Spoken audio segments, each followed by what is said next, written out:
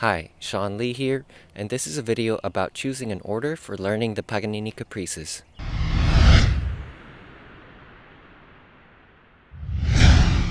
The main idea of this video is that I recommend starting with the easiest Caprices and increasing the difficulty as you go along. Of course, even the easiest Caprices are extremely difficult to play. So what I've done is I've categorized the 24 Caprices into 4 groups according to their general difficulty. In Group A, we have Caprices number 9, number 13, 14, 16, 19, and 20. These are all Caprices that consist of what I like to call standard violin technique.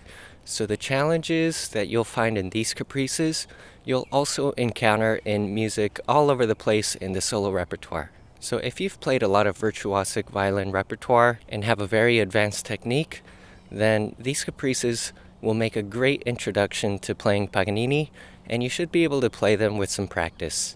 In Group B, we have Caprices that I find generally take more work to play than the Caprices in Group A, but these Caprices still consist mostly of standard violin technique. In Group B, we have Caprices number 6, 10, 15, 18, 22, and 23.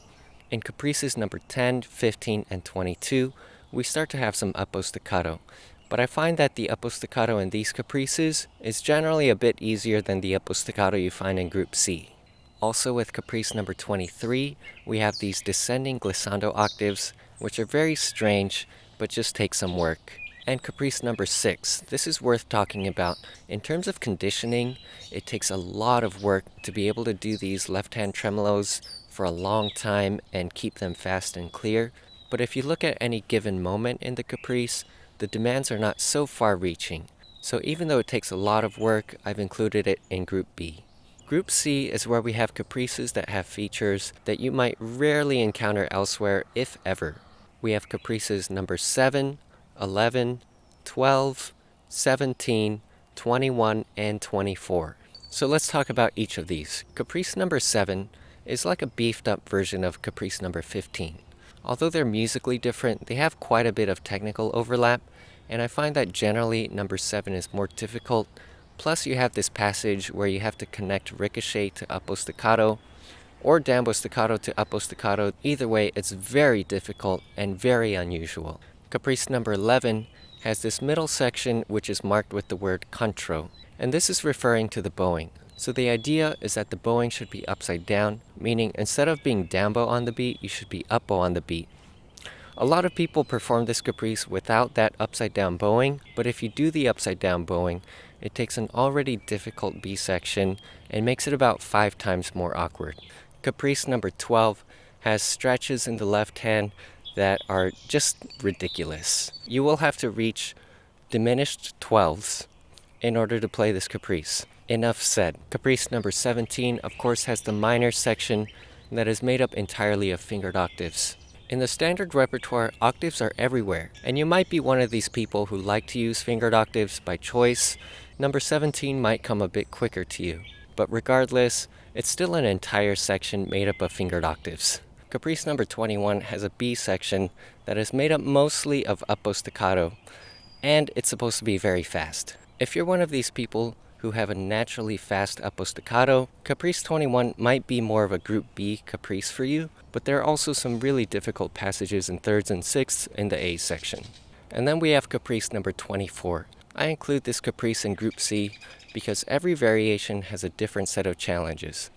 It's also the only Caprice that has left-hand pizzicato, and personally, I find the variation in thirds and tenths to be extra difficult. But although this is a Group C Caprice, it's certainly worth any effort you put into it. It's the most famous Caprice. That brings us to Group D.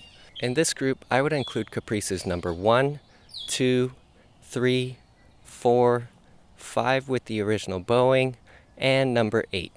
Caprice number 8 is not really known even by violinists unless they've studied it, and I would say this is because it's musically not the most pleasing Caprice to listen to, but I do want to mention that as an etude, it is so fantastic. So if you're someone who wants to really work on their chops and you've already played many Caprices, number 8 is a great Caprice to work on. And of course we should talk about Caprice number 5. Caprice number 5 is usually performed without the original bowing of down, down, down, up for the middle section. Without the original bowing, I would call this a Group A caprice. It's a fantastic showpiece and very exciting even without the original bowing, and you could learn it as one of your first caprices. But the minute you add the original bowing, the difficulty increases by about 100 times. I don't think that's an exaggeration, and it might even be more than that. If you decide to learn Caprice number 5, I would go ahead and try the original bowing, because why not? You might be one of the very few people who actually find that bowing to not be too much of a problem. But if you're like me, and you find that with a lot of work on that bowing, it's just not coming along, there are a lot of other skills that are much more valuable and useful to develop, and those should be more of a priority. You can always come back to that original bowing another time when you've developed other skills that are more important and see if it's something you want to do. And as far as caprices number 1, 2, 3, and 4 go, they are all total beasts. At this moment, I'd like to bring to your attention a bit of a pattern. So if you look at the breakdown of the 4 groups that I've copied into the description of this video, you'll see that caprices number 1 through 12 are generally far more difficult than caprices number 13 through 24.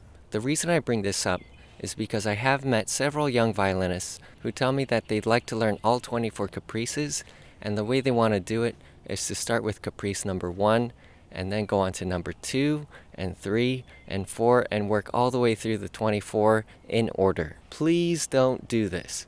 At best, it's inefficient and discouraging, but at worst, you could injure yourself and have to stop playing for a while. Again, the best way to go about learning the Paganini caprices is to start with the easier ones and increase the difficulty gradually. If you're an extremely talented violinist, you might be able to make big jumps and leaps in the technical challenges that you face and deal with them pretty well. But even in your case, increasing the difficulty more gradually will give you more repertoire, be a more efficient process, and also build up your skills in a more grounded and thorough way.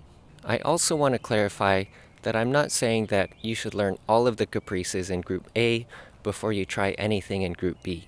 So a good plan would be to learn maybe 2 or 3 caprices from Group A, then learn a couple caprices from Group B, then a couple caprices from Group C, and then try a caprice from Group D. And then after that point, you can really jump around and play any caprice that you want. Also, it's really important to note that learning the complete 24 caprices is not for everyone. You might find the idea of learning the 24 caprices overwhelming or miserable or just a plain waste of time. There are so many incredible violinists who have fantastic professional careers and have not learned all 24 caprices. However, if you'd like to audition for a music conservatory or participate in international competitions, you'll probably have to learn 2 or 3 of them. You could pick a few of them that really fit your style and make them part of your repertoire. So if that's the case, I hope this video might help you make a more informed decision about what caprices to play, and at least know more about what you're getting yourself into. So I hope this video was helpful, and keep in mind that every violinist is different and will have a unique journey with the caprices. And with that, I wish you the best of luck, and remember to practice hard but not too hard.